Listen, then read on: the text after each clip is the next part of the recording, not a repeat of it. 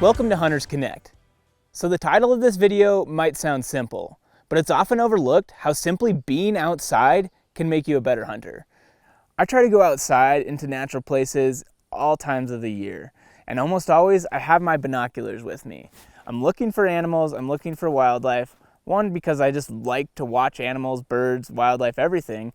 But two, it's also all information that can help me become a better hunter or find new potential hunting spots.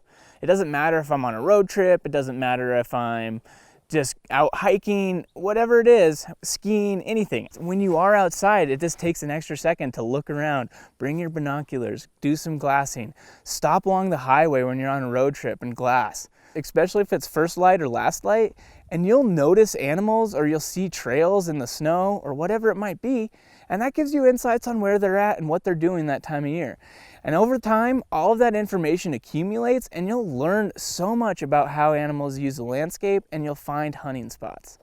You can even go in city parks and you can find a lot of the same things I'm talking about, and then you can apply that knowledge that you learned when you go to your hunting area. It also doesn't need to be hunting season to do this. You can do this any time of the year. Just being outside, you'll start to pick up little things on what type of vegetation animals are eating, what areas they like to hang out in. Look for trails, look for sign.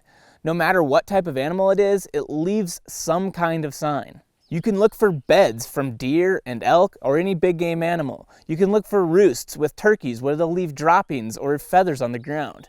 And no matter what it is, every animal leaves tracks and they leave poop. One thing to keep in note is animals will be in different places at different times of the year, but you can pick up insights on where they are at certain times of the year, even if the animal themselves are not there. For instance, elk have antlers that have velvet during the summer months.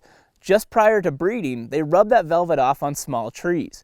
If you start to see a lot of rubs in an area, you know there's a lot of elk there right at the beginning of September. The more times you can get out during different times of the year, you'll start noticing what types of landscapes they're using. Are they on north-faced slopes or south-facing slopes? After a while, you'll learn about where they bed. You'll learn about where they feed. You'll learn about animal behavior and how they navigate between those feeding and bedding areas.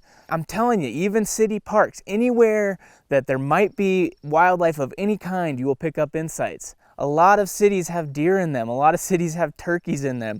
You'll start to pick up little things. What type of trees that turkeys like to roost in. How deer navigate between feeding and bedding areas. There's all sorts of things you can learn. There's very few places in the United States where you can't drive an hour and not find a white-tailed deer. It's not rocket science. This is not a hard thing to do. Just go outside and you will learn so much about where animals are and how they use the landscape. If you have any questions or comments, leave them in the comment section below. If you like this video, please give it a thumbs up and check out the other videos that we have on Hunters Connect. Thanks for watching.